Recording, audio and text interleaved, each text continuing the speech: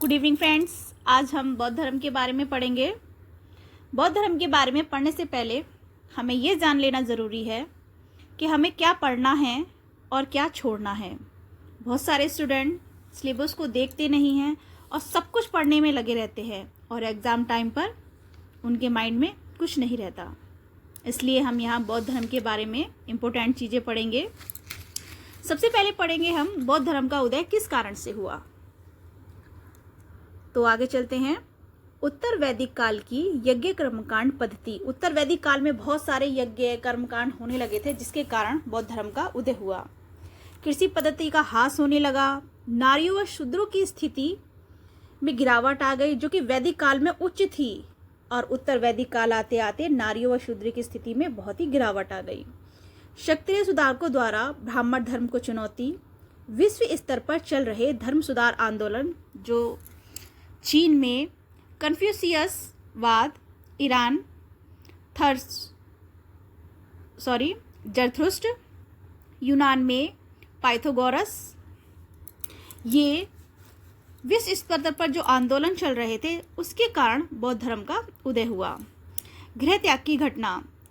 बौद्ध ग्रंथ में गृह त्याग की घटना को महाभिनिष्क्रमण कहते हैं जिसका प्रतीक है अश्व या कंटक। ज्ञान प्राप्ति की घटना को संबोधि कहते हैं। इन्होंने ज्ञान कहाँ प्राप्त किया था? बोध गया वृक्ष के नीचे, जिसको पीपल का वृक्ष भी कहते हैं। प्रथम उपदेश इन्होंने कहाँ दिया था? प्रथम उपदेश की घटना को धर्म चक्र प्रवर्तन कहते हैं और प्रथम उपदेश इन्होंने सारनाथ में दिया था। मृगदाव, ऋषिपतन और उसावदान ये भी सारनाथ के ही नाम हैं। कभी कभी एग्जाम में सारनाथ न देकर मृगदाव, ऋषिपतन और उसावदान दे दिए जाते हैं, तो याद रखना ये सारनाथ के ही नाम हैं। मृत्यु। बौद्ध ग्रंथों में मृत्यु की घटना को महापरिनिर्वाण कहा गया है। प्रथम उपदेश सप्रथम 5 ब्राह्मण को। बौद्ध ग्रंथों में यह बात वर्णित है कि गौतम बुद्ध ने प्रथम उपदेश सबसे पहले 5 ब्राह्मणों को दिया जिनके नाम थे आंज, भादिदेय, महानाम, वाप और कौंडिन्य। उन्होंने 4 आर्य सत्य बताए हैं। आर्य का मतलब होता है एक भाषा। ये आर्य कोई जाति नहीं है, भाषा, जिसकी भाषा थी पाली भाषा। उनके 4 आर्य सत्य क्या थे? दुख। तो गौतम बुद्ध ने 4 आर्य सत्य बताए हैं। पहला दुख, दूसरा दुख समुदाय, तीसरा दुख निरोध, चौथा गामिनी प्रतिपदा। पहले का अर्थ है संसार दुख में है। दूसरे का अर्थ है दुख किस कारण से होता है? इच्छा और तृष्णा के कारण दुख होता है। किसके कारण होता है? इच्छा और तृष्णा के कारण दुख होता है। तीसरा है दुख निरोध। दुख का निवारण किया जा सकता है। गामिनी प्रतिपदा जो कि अष्टांगिक मार्ग हैं पर चलने के कारण इच्छा और तृष्णा को समाप्त किया जा सकता है। दुख और तृष्णा, इच्छा को कैसे समाप्त किया जा सकता है? अष्टांगिक मार्ग पर चलने के कारण इच्छा और तृष्णा को समाप्त किया जा सकता है। अष्टांगिक मार्ग को ही भिक्षुओं का कल्याण मित्र कहा जाता है। अष्टांगिक मार्ग कहाँ से लिए गए हैं? बताइए जरा। अष्टांगिक मार्ग कहाँ से लिए गए हैं? अष्टांगिक मार्ग, मैं इसे हाईलाइट कर देती हूं।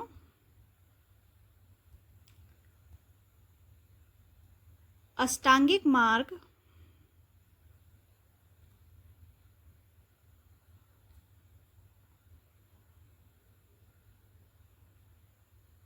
तैत्तिरीय उपनिषद। अष्टांगिक मार्ग तैत्तिरीय उपनिषद से लिए गए हैं।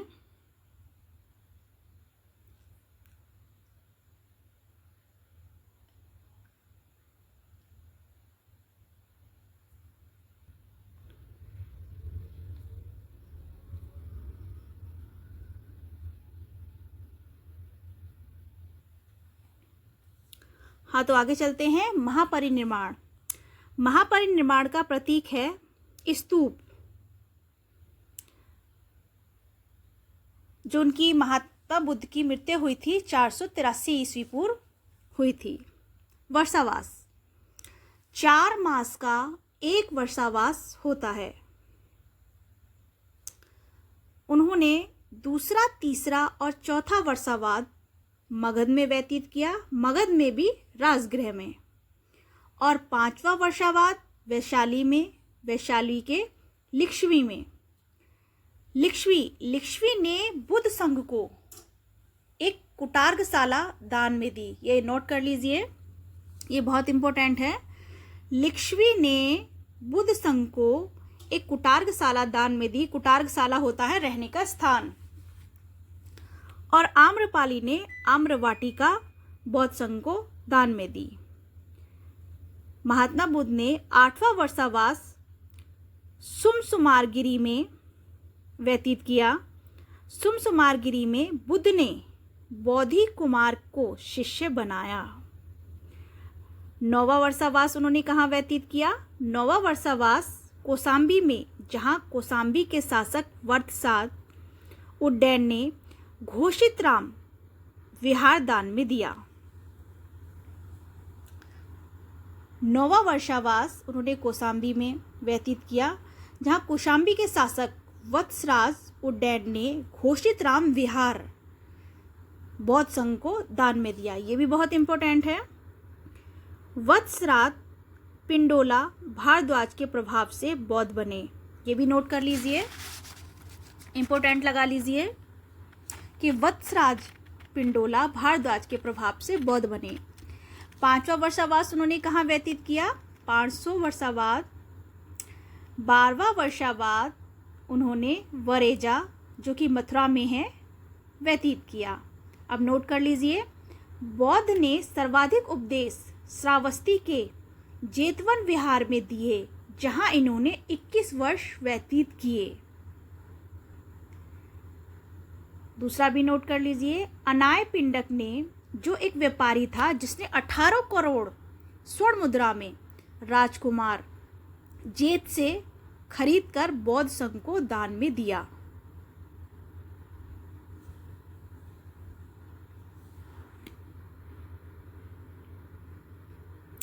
श्रावस्ती से अंगुलीमाल डाकू का संबंध, जो एक अंगुलीमाल डाकू था उसका संबंध किससे था? श्रावस्ती से, जहां बौद्ध ने उसका हृदय परिवर्तन कर अपना शिष्य बना लिया। बौद्ध का अंतिम संस्कार, जो कि बौद्ध ग्रंथ में महापरिनिर्वाण का प्रतीक माना जाता है, मल्लों ने किया। बौद्ध का अंतिम संस्कार किसने किया? मल्लों ने किया। इनकी अस्थियों का विभाजन दौड़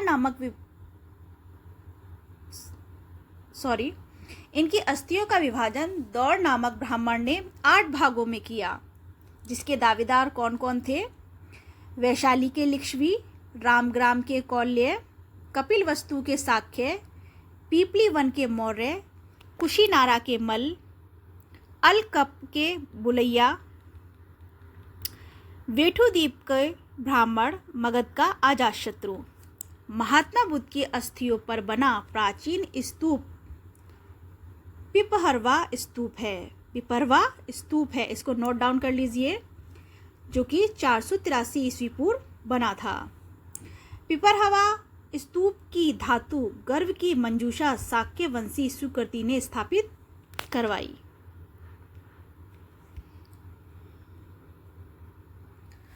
विहार, गौतम बुद्ध ने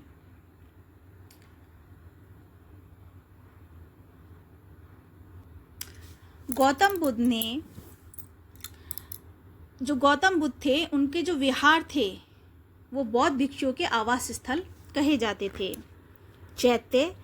चैत्य उस स्थान को कहा जाता था जहां पर वो लोग उपासना करते थे, उसको उपासना स्थल कहते थे। और स्तूप महापरिनिर्वाण, ये यूल या टीला चिता संबंधी स्थल।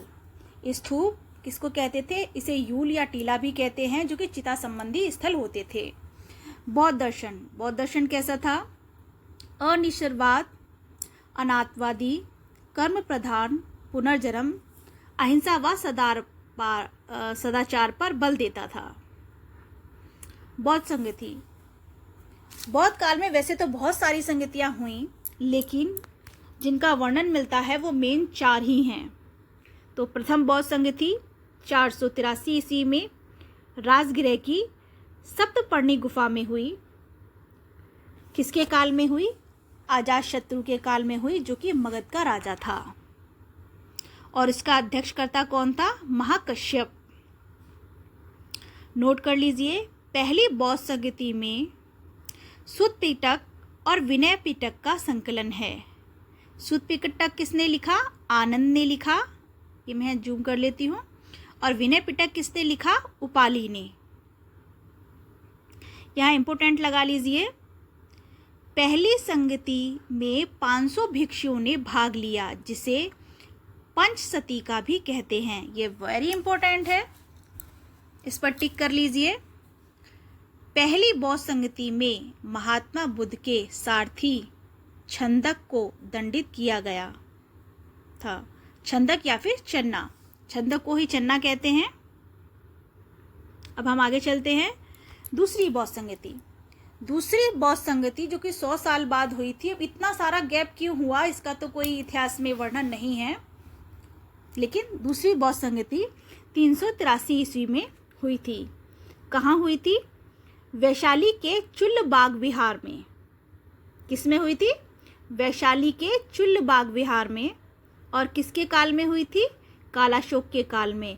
और कालाशोक किस वंश का था? शिशुनाग वंश का। काले काले नाग होते हैं और कालाशोक, तो कालाशोक शिशुनाग वंश का था। इसका अध्यक्ष कौन था? सर्वकामी। नोट कर लीजिए, इसमें बौद्ध संघ का विभाजन हुआ। 2 गुटों में हुआ, एक पश्चिमी गुट और दूसरा पूर्वी गुट। पश्चिमी गुट ये स्थरवादी थे, थेरवादी कहलाए।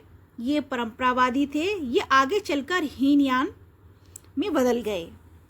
पूर्वी गुट महासांगिक, ये परिवर्तनवादी था, ये आगे चलकर महायान में बदल गए।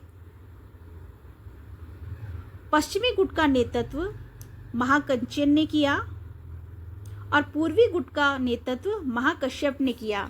यहाँ थोड़ी मिस्टेक हो गई है तो देख लेना। हीनयान का नेतृत्व महासंचयन ने किया और महायान का नेतृत्व महाकश्यप ने किया। एक चीज यहाँ पर नोट कीजिए कि तीसरी बौद्ध संगति में बौद्ध संघ का विभाजन हुआ और चौथी बौद्ध संगति में बौद्ध धर्म का विभाजन हुआ। तीसरी बौद्ध संगति में बौद्ध संघ का विभाजन हुआ और चौथी बौद्ध संगति में बौद्ध धर्म का विभाजन हुआ। ये दोनों चीज अलग अलग हैं, तो ध्यान रखिएगा। आगे चलकर थेरवादी स्थरवादी 11 पंथों में बट गए, यानी कि 11 पंथों मतलब उप विभाजन, उनका और विभाजन हो गया और महासांगिक 7 पंथों में बट गए। बौद्ध संघ की स्थापना, भिक्षुणी संघ की स्थापना। बौद्ध संघ की स्थापना कहाँ हुई थी? सारनाथ में। और भिक्षुणी संघ की स्थापना हुई थी वैशाली में। ये बहुत इंपॉर्टेंट है, इसको नोट कर लीजिए, ध्यान रखना। बौद्ध संघ की स्थापना सारनाथ में हुई थी और भिक्षुणी संघ की स्थापना वैशाली में। बौद्ध ने सर्वाधिक उपदेश कौशल महाजनपद के श्रावस्ती के जेतवन विहार में दिए थे। यहाँ 21 वर्षावास व्यतीत किया जेतवन विहार में। महावीर स्वामी ने सर्वाधिक उपदेश वैशाली में दिए थे। वैशाली को महावीर स्वामी की जननी कहा जाता है। इन्होंने 12 वर्षावास व्यतीत किए। यहाँ साथ के साथ लिख लीजिए, महावीर स्वामी को हम आगे पढ़ेंगे बौद्ध धर्म के बाद, लेकिन ये यहाँ पर आपको याद हो जाएगा कि बौद्ध ने सर्वाधिक उपदेश कहाँ दिए थे? कौशल महाजनपद के श्रावस्ती के चेतवन विहार में। और यहाँ इन्होंने 21 वर्षावास व्यतीत किए और महावीर स्वामी ने सर्वाधिक उपदेश वैशाली में दिए थे। वैशाली को महावीर स्वामी की जननी कहा जाता है और 21 का उल्टा कर दीजिए 12, तो महावीर जैन ने 12 वर्षावास वैशाली में व्यतीत किए। अब यहाँ हम इसका पूरा डिटेल पढ़ेंगे। बौद्ध धर्म के संस्थापक कौन थे? गौतम बुद्ध। उनका गोत्र क्या था? गौतम। उनके बचपन का नाम था सिद्धार्थ। उनका जन्म 563 ईस्वी में कपिलवस्तु के लुम्बिनी ग्राम में हुआ, जिसका आधुनिक नाम है रुमन्नी देई। उनके पिता का नाम था शुद्धोधन, जो कि शाक्य वंश के प्रधान थे।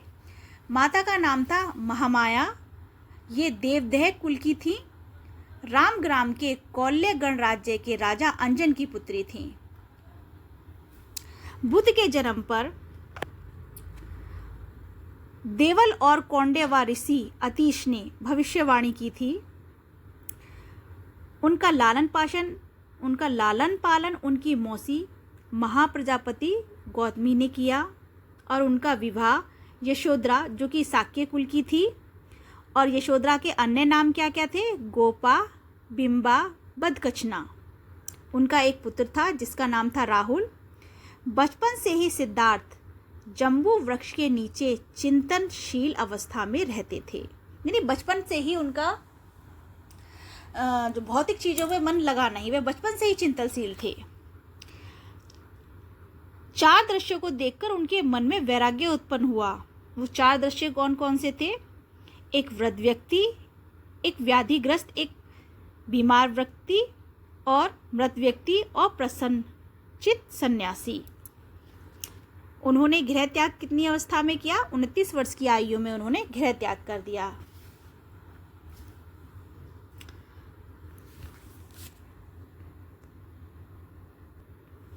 उनतीस वर्ष की आयु में उन्होंने गृह त्याग किया। गृह त्याग की घटना को क्या कहा जाता है? महाभिनिष्क्रमण।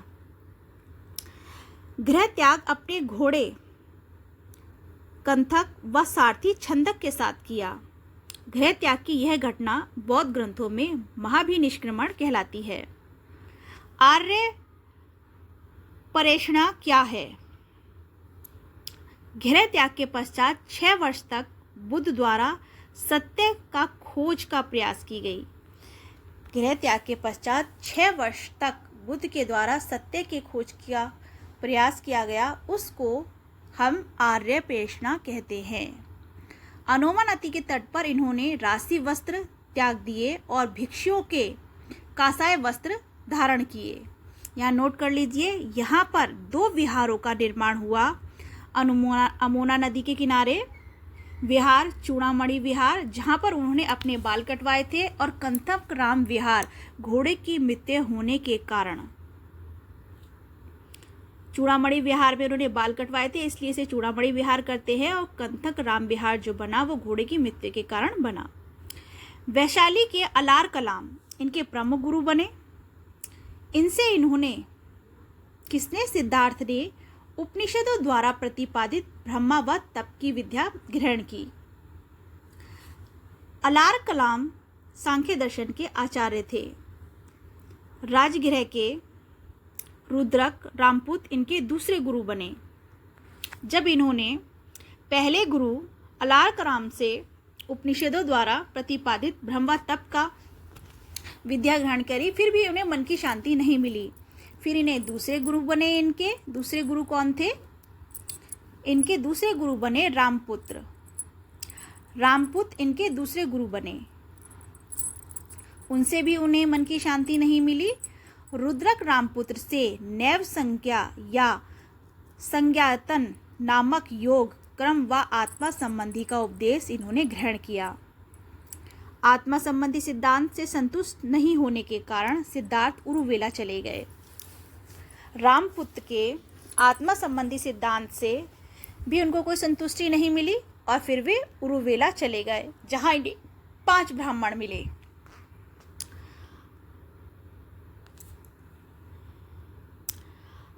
असजिदी वाप तथा इनके साथ कठोर तप किया। महानाम के जो ब्राह्मण थे तप मार्ग के निरर्थक मानकर सुजाता, भृत्य, कौंडिन्य और आज, ये पांचों ब्राह्मण इन्हें मिले तथा इनके साथ कठोर तप किया। तप मार्ग को निरर्थक मानकर सुजाता सेनानी की पुत्री द्वारा दी गई खीर ग्रहण कर ली, जिससे इनकी तपस्या भंग हुई। उरुवेला में इन्हें 5 ब्राह्मण मिले जहाँ पर यह घटना घटी। वो 5 ब्राह्मण कौन कौन से थे? असजदीवाप, महानाम, भृत्य, कौंडिन्य और आज, तथा इनके साथ कठोर तप करने के बाद भी इन्होंने तप मार्ग को निरर्थक मानकर सुजाता, जो सेनानी की पुत्री थी, उसके द्वारा दी गई खीर को ग्रहण कर लिया और तपस्या भंग हो गई। फिर 5 ब्राह्मण इन्हें छोड़कर चले जाते हैं। यह 6 वर्ष की कठोर तपस्या के बाद 35 वर्ष की आयु में वैशाख पूर्णिमा के दिन बोधि वृक्ष के नीचे समाधि के 49वें दिन ज्ञान की प्राप्ति हुई। इसके बाद यह बुद्ध के नाम से विख्यात हुए। जब इनकी तपस्या भंग हो जाती है तो वो 5 ब्राह्मण इन्हें छोड़कर चले जाते हैं। फिर यह 6 वर्ष तक कठोर तपस्या करते हैं। कठोर तपस्या के 6 वर्ष बाद 35 वर्ष की आयु में वैशाख पूर्णिमा के दिन बोधि वृक्ष के नीचे समाधि के 49वें दिन इन्हें ज्ञान की प्राप्ति होती है। इसके बाद यह बुद्ध के नाम से विख्यात हुए। नोट कर लीजिए, ज्ञान प्राप्ति की इस घटना को बौद्ध ग्रंथों में संबोधि कहा गया है, जो कि हमें अभी पहले पढ़ा था। निरंजना, पुनपुन, फल्गु, लीलाजना नदी के तट पर ज्ञान की प्राप्ति हुई। ये सब एक ही नदी के नाम हैं। निरंजना, पुनपुन, फल्गु, लीलाजना नदी के तट पर इन्हें ज्ञान की प्राप्ति हुई। विमुक्ति मुख क्या है? कभी कभी क्वेश्चन आता है विमुक्ति मुख। विमुक्ति मुख क्या है?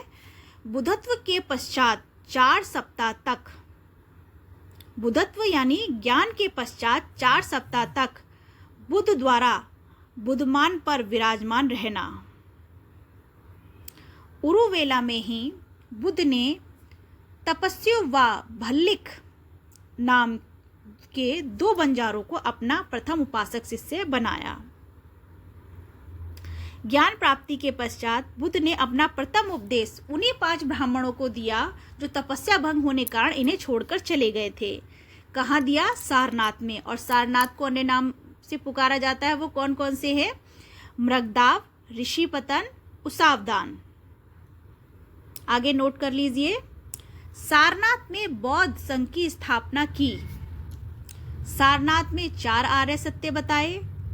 सारनाथ के अंदर ही इन्होंने बौद्ध संघ की स्थापना की और सारनाथ में ही इन्हें 4 आर्य सत्य बताए। बुद्ध ने अपना प्रथम उपदेश पाली भाषा में दिया। प्रथम उपदेश की यह घटना धर्म चक्र प्रवर्तन कहलाती है। ये सब नोट करते रहिए। अशोक महान ने यहाँ धमेक स्तूप बनवाया। कहाँ बनवाया? सारनाथ में। बुद्ध ने 45 वर्षों तक बौद्ध धर्म का प्रचार प्रसार किया। सारनाथ कहाँ पर है? यूपी में है। और राजगृह बिहार में, जहाँ पर उन्होंने राजगृह जो कि बिहार में है, यहाँ पर इन्होंने दूसरा, तीसरा और चौथा वर्षावास व्यतीत किया। 4 मास का एक वर्षावास होता है। ठीक है, अब आगे चलते हैं। बिंबिसार ने वेलुवन विहार बौद्ध संघ को दान में दिया। ये बहुत इंपॉर्टेंट है, इसको नोट कर लीजिए। बिंबिसार ने वेलुवन विहार बौद्ध संघ को दान में दिया। बिंबिसार ने जीवक को संघ का चिकित्सक नियुक्त किया था। वैशाली में 5वां वर्षाकाल व्यतीत किया। नोट कर लीजिए। वैशाली में आनंद के कहने पर बुद्ध ने महिलाओं को संघ में प्रवेश देकर भिक्षुणी संघ की स्थापना की। किस संघ की स्थापना की? भिक्षुणी संघ की। भिक्षुणी संघ की स्थापना सर्वप्रथम कहाँ हुई थी? वैशाली में। भिक्षुणी संघ में प्रवेश पाने वाली पहली महिला महाप्रजापति गौतमी थी, जो कि महात्मा बुद्ध की मौसी थी, जिन्होंने उनका लालन पालन किया था। सुमसुमारगिरी जो कि चुनार में है, यहाँ उन्होंने 8वां वर्षाकाल व्यतीत किया। बुद्ध ने मग शासक बोधि कुमार को अपना शिष्य बनाया। कौशाम्बी में उन्होंने नवावर्षा काल व्यतीत किया। यहाँ के शासक वत्सराज उड्डयन ने पिंडोला भारद्वाज के प्रभाव से बौद्ध धर्म ग्रहण किया, जो कि हमने अभी पहले भी पढ़ा था। विरेजा जो कि मथुरा में है, यहाँ उन्होंने 12वां वर्षा काल व्यतीत किया। नोट कर लीजिए, विरेजा का शासक अवंती पुत्र बुद्ध का सर्व प्रमुख शिष्य बना। कौन बना? अवंती पुत्र। विरेजा का शासक अवंती पुत्र बौद्ध का सर्वप्रथम शिष्य बना। यहाँ पर ये विशेष इंपॉर्टेंट डाल लीजिए, ये वेरी इंपॉर्टेंट है। ये सारे एक दो नंबर करके डाल लीजिए। बुद्ध ने अपने सर्वाधिक उपदेश कहाँ दिए थे? कौशल महाजनपद की राजधानी श्रावस्ती के जेतवन विहार में दिए थे। अवंती नरेश चंद्रप्रद्योत ने बुद्ध को आमंत्रित किया, किंतु वृद्धावस्था के कारण बुद्ध ने महाकंचायन को भेजा, जिसने चंद्रप्रद्योत को बौद्ध धर्म में दीक्षित किया। अवंती नरेश चंद्रप्रद्योत ने बुद्ध को जब आमंत्रित किया, लेकिन वो बहुत बूढ़े हो गए थे, तो जिसके कारण उन्होंने महाकात्यायन को भेज दिया और महाकात्यायन ने चंद्रप्रद्योत को बौद्ध धर्म में दीक्षित किया। वैशाली के वेलुग्राम में बुद्ध अस्वस्थ हो गए थे।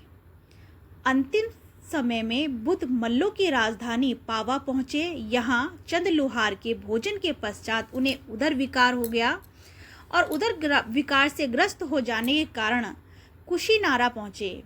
कुशीनारा के सालवन में अंतिम विश्राम किया तथा सुबद या सुमच्छ को अपना अंतिम उपदेश दिया। 483 ईस्वी में बैशाख पूर्णिमा के दिन हिरण्यवती नदी के तट पर स्थित कुशीनारा में इनकी मृत्यु हो गई। कहाँ हो गई? हिरण्यवती के तट पर कुशीनारा में इनकी मृत्यु हो गई। ये ध्यान रखना, इनका जन्म भी वैशाख पूर्णिमा को हुआ, इनको ज्ञान की प्राप्ति भी वैशाख पूर्णिमा को हुई और इनकी मृत्यु भी वैशाख पूर्णिमा को ही हुई। इस घटना को महापरिनिर्वाण कहा जाता है। किस घटना को कहा जाता है? इनकी मृत्यु को। बुद्ध का जन्म, ज्ञान, मृत्यु तीनों का संबंध वैशाख पूर्णिमा से है। मल्लों ने बुद्ध का अंतिम संस्कार राम संभार नदी के तट पर किया। ये बहुत इंपॉर्टेंट है।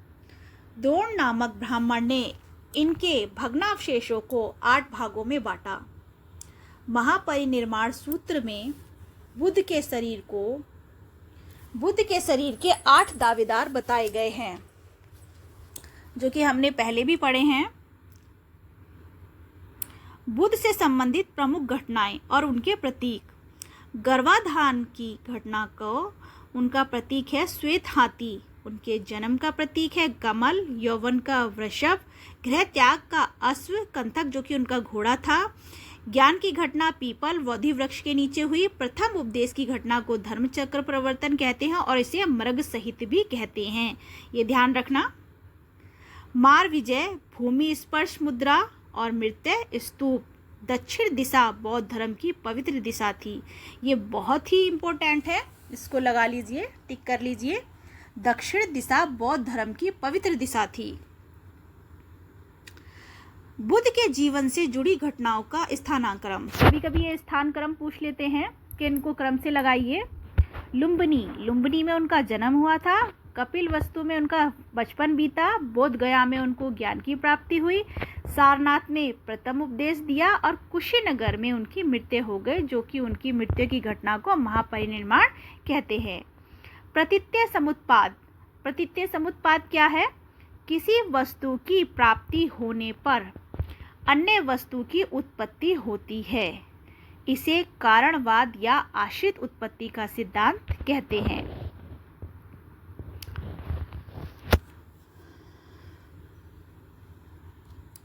गौतम बुद्ध द्वारा दिए गए 4 आर्य सत्यों में, जिसमें दूसरा और तीसरा आर्य सत्य है, वह प्रतित्यय समुत्पाद से निहित है। किससे निहित है? प्रतित्यय समुत्पाद से निहित है, जिसमें दूसरे आर्य सत्य में ये कहा गया है कि दुख का कारण तृष्णा और इच्छा है, और तीसरे में कहा गया है दुख का निवारण किया जा सकता है। तो दूसरे और तीसरे आर्य सत्य में प्रतित्यय समुत्पाद निहित है। अष्टांगिक मार्ग को भिक्षुओं का कल्याण मित्र, मंजिम प्रतिपदा, मध्यम मार्ग आदि नाम से भी जाना जाता है। क्वेश्चन में अष्टांगिक मार्ग की जगह मंजिम प्रतिपदा कहा आ सकता है कि उनके मंजिम प्रतिपदा कितने थे, तो कंफ्यूज नहीं होना है। अष्टांगिक मार्ग के स्रोत, अष्टांगिक मार्ग के स्रोत कहाँ मिलते हैं? ये तैत्तिरीय उपनिषद में मिलते हैं, ये नोट कर लीजिए। अष्टांगिक मार्ग की संख्या कितनी है? 8 है। सम्यक दृष्टि, सम्यक वाक, सम्यक संकल्प, इन्हें प्रज्ञा या सम्यक ज्ञान भी कहते हैं। सम्यक आजीव और सम्यक क्रमांत, इसको शील या सम्यक आचरण भी कहते हैं। सम्यक व्यायाम, सम्यक स्मृति या सम्यक समाधि, इसको सम्यक ध्यान भी कहते हैं। ये थोड़ा मैं जूम कर देती हूँ, इसको नोट कर लीजिए। अष्टांगिक मार्ग की संख्या कितनी है? 8। 4 आर्य सत्य और अष्टांगिक मार्ग, इनका वर्णन धर्म चक्र प्रवर्तन सूत्र में मिलता है। ये भी वेरी इंपॉर्टेंट है। 4 आर्य सत्य और अष्टांगिक मार्ग का वर्णन कहाँ मिलता है? धर्म चक्र प्रवर्तन सूत्र में मिलता है। मानव जीवन का चरम लक्ष्य, मानव जीवन का चरम लक्ष्य क्या है? निर्माण प्राप्त करना, मुक्ति। निर्माण का अर्थ है ये नहीं है कि मृत्यु से मुक्ति पाना, जन्म और मरण के चक्र से कि ना जन्म हो ना मृत्यु हो, इससे ही मुक्ति पाना, इसको निर्माण प्राप्ति कहते हैं। निर्माण प्राप्ति का शाब्दिक अर्थ है बुझ जाना या समूल नष्ट हो जाना, जिसमें ना तो हमारा जन्म होगा ना हमारी मृत्यु होगी, हम जन्म मरण के चक्र से मुक्त हो जाएंगे। पंचशील, उनके पंचशील सिद्धांत कौन कौन से हैं? अहिंसा, सत्य, अस्तेय, ब्रह्मचर्य, मादक पदार्थों का त्याग, मादक पदार्थ मतलब नशीले पदार्थ, अस्तेय का अर्थ है चोरी न करना। ये पंचशील सिद्धांत गृहस्थों के लिए हैं। पंचशील सिद्धांत छंदोग्य उपनिषद से लिए गए हैं। पंचशील सिद्धांत कहाँ से लिए गए हैं? ये वेरी इंपॉर्टेंट है, छंदोग्य उपनिषद से लिए गए हैं। इन्हें गिहि विनय भी कहा जाता है। किसको? पंचशील सिद्धांत को गिहि विनय भी कहा जाता है, जो कि गृहस्थों के लिए आचरण है।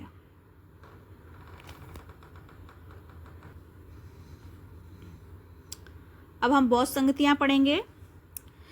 बौद्ध संगतियों का एक चार्ट बना लीजिए। पहले वर्ष लिख लीजिए, फिर बाद में स्थल, फिर शासक, फिर अध्यक्ष। इसी क्रम में हम आगे पढ़ेंगे। प्रथम बौद्ध संगति 483 ईस्वी में हुई थी। स्थल राजगृह की सप्तपाणी गुफा में हुई थी, जिसके शासक थे अजातशत्रु, जो कि हर्यक वंश के थे, और इसके अध्यक्ष थे पूर्ण महाकश्यप।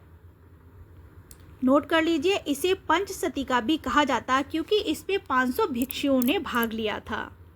दूसरी बौद्ध संगति 383 ईस्वी में हुई, जो कि वैशाली के चुलबाग विहार में हुई, और कालाशोक के काल में हुई, जो कि शिशुनाग वंश का था, और इसके अध्यक्ष थे सर्वकामी। नोट कर लीजिए, अनुशासन के विनय संबंधी नियमों को लेकर 2 गुटों में मतभेद हुआ था। कब हुआ था? दूसरी बौद्ध संगति में। एक पूर्वी गुट और एक पश्चिमी गुट। पूर्वी गुट में पाटलिपुत्र व वैशाली के भिक्षु जो वज्जीपुत्रक कहलाते थे। पूर्वी गुट में कौन शामिल थे? पाटलिपुत्र के वैशाली जो भिक्षु या वज्जीपुत्रक कहलाते थे। इसका नेतृत्व महाकश्यप ने किया। ये गुट परिवर्तन के साथ परंपरागत विनय को स्वीकार करता था। परंपरागत परिवर्तन या परंपरागत विनय को स्वीकार करते का अर्थ है कि यह परिवर्तन को भी स्वीकार करता था और जो परंपरागत पहले से चली आ रही चीज़ों को भी स्वीकार करता था, और यह होने वाले परिवर्तन को भी स्वीकार करता था। ये दोनों तरीके का था। इन्हें महासांघिक सर्वा अस्तित्ववादी आचार्यवाद कहलाए। क्या? पूर्वी गुट जो होते हैं उनको महासांघिक सर्व अस्तित्ववादी या आचार्यवाद भी कहलाए। इनका प्रधान केंद्र क्या था? मगध। पश्चिमी गुट। पश्चिमी गुट में कौन कौन शामिल थे? कौशाम्बी व अवंती के भिक्षु। इसका नेतृत्व किसने किया? महाकंचायन ने किया। ये गुट परंपरागत विनय में आस्था रखता था। ये पहले से चले आ रहे नियमों में ही आस्था रखता था। यह परिवर्तन को स्वीकार नहीं करता था। इन्हें स्थरवादी या थेरवादी कहते हैं। इनका प्रधान केंद्र क्या था? कश्मीर। बौद्ध संघ का विभाजन 2 भागों में हुआ, महासांघिक व थेरवादी। कौन सी संगति में? दूसरी भिक्षु संगति में। दूसरी बौद्ध संगति में 700 भिक्षुओं ने भाग लिया, इसलिए इसे सप्तशतीका भी कहते हैं। इसमें प्रथम संगति में, याद रखना, प्रथम संगति में 500 भिक्षुओं ने भाग लिया, इसीलिए इसे पंचशतीका कहते हैं। और दूसरी संगति में 700 भिक्षुओं ने भाग लिया, इसलिए इसे सप्तशतीका कहते हैं। तीसरी बौद्ध संगति। तीसरी बौद्ध संगति 251 ईस्वी पूर्व में हुई। स्थल पाटलिपुत्र के अशोक राम विहार में हुई, जिसके शासक थे अशोक महान, जो कि मौर्य वंश के थे। अध्यक्ष थे मोगलीपुत्र तिस्म। नोट कर लीजिए, इस संगति का कारण संघ व्यवस्था का शिथिल होना था। इस संगति में तीसरा पिटक, अभिधम्म पिटक, लिखा गया था, जिसकी रचना मोगलीपुत्र तिस्म ने की थी। इस संगति का जो कारण था वो संघ व्यवस्था का शिथिल होना, यानी उसमें जो नियम वगैरह थे लोग उसका पालन नहीं करने लगे थे, सब कुछ व्यभिचार फैल गया था उसमें, इसलिए इस तीसरी संगति का उदय हुआ। तो इस संगति का तीसरा पिटक, अभिधम्म पिटक, लिखा गया, जिसकी रचना मोगलीपुत्र तिस्म ने की थी। अभिधम्म पिटक में धम्म को दार्शनिक व्याख्या है। अभिधम्म पिटक में धम्म की दार्शनिक व्याख्या है। इस बौद्ध संगति का उल्लेख बुद्ध घोष की पुस्तक सामंत पाशादिका में मिलता है। किसका? इस बौद्ध संगति का उल्लेख, कौन सी बौद्ध संगति का उल्लेख? तीसरी बौद्ध संगति का उल्लेख बुद्ध घोष की पुस्तक सामंत पाशादिका में मिलता है। इस संगति का अध्यक्ष उल्लेख भ्राभु शिलालेख में मिलता है। इसका प्रत्यक्ष उल्लेख है वो बुद्ध घोष की पुस्तक सामंत पाशादिका में मिलता है, और इसका अप्रत्यक्ष उल्लेख भ्राभु शिलालेख में मिलता है। ये दोनों पर टिक कर लीजिए, कंफ्यूज मत हो जाना। प्रत्यक्ष उल्लेख सामंत पाशादिका में मिलता है और अप्रत्यक्ष उल्लेख भ्राभु शिलालेख में मिलता है। इस पिटक, अभिधम्म पिटक के एक भाग कथावत्तियों की रचना स्वयं मोगलीतुस्म ने की थी। अभिधम्म पिटक की भी रचना किसने की थी? मोगलीतुस्म ने की थी, और इसका एक जो भाग है कथावत्तियों की रचना स्वयं मोगलीपुत्र तिस्म ने की थी। चौथी बौद्ध संगति जो कि 78 ईस्वी में हुई थी, कहाँ हुई थी? कश्मीर के कुंडलम वन विहार में हुई थी, जिसके शासक थे कनिष्क, और जो कि कुषाण वंश से संबंधित थे। इसके अध्यक्ष थे वशोमित्र और इसके उपाध्यक्ष थे अश्वघोष। याद रहे, तीसरी बौद्ध संगति में का जो उल्लेख है वह बुद्ध घोष ने किया था अपनी सामंत पाशादिका पुस्तिका में, और ये चौथी बौद्ध संगति के जो उपाध्यक्ष हैं वो अश्वघोष हैं। तीसरी के बुद्ध घोष और चौथी के अश्वघोष। नोट कर लीजिए, बौद्ध धर्म का विभाजन चौथी संगति में ही हुआ, हीनयान और महायान। 2 संप्रदाय बन गए, हीनयान और महायान। इसमें विभाष शास्त्र नामक ग्रंथ लिखा, जिसकी रचना वसुमत ने की थी। चौथी बौद्ध संगति में ही विभाष शास्त्र नामक ग्रंथ लिखा, जिसकी रचना वसुमित्र ने की थी, जो कि चौथी बौद्ध संगति के अध्यक्ष थे। इसमें 500 भिक्षुओं ने भाग लिया था। इसमें महासांघिकों यानी सर्वास्तिवादी का प्रभाव था। त्रिपिटकों के कठिन अंशों पर संस्कृत भाषा में लिया गया ग्रंथ विभाष शास्त्र था। विभाष शास्त्र में क्या था? त्रिपिटकों के कठिन अंशों का संस्कृत भाषा में लिया गया था। कठिन जो शब्द थे उसका अर्थ या निरूपण किया गया था। तो आज हम इतना ही पढ़ेंगे, आगे का टॉपिक हम अगली वीडियो में कंप्लीट करेंगे। आप इसको एक बार देख लेना, और ये सब चीज़ें आप अपने आप से नोट बना लेना। नोट बनाते रहिए, क्योंकि आप अगर इसकी कॉपी करवाएंगे तो आपको याद नहीं होगा। अगर आप अपने हाथ से लिखेंगे तो आपको साथ के साथ याद होगा, और इससे बाहर कुछ भी नहीं आएगा, क्योंकि ये 2024 दिसंबर के नेट के एग्ज़ाम की प्रिपरेशन है। और गारंटी लक्ष्मी की है। Okay bye, good night.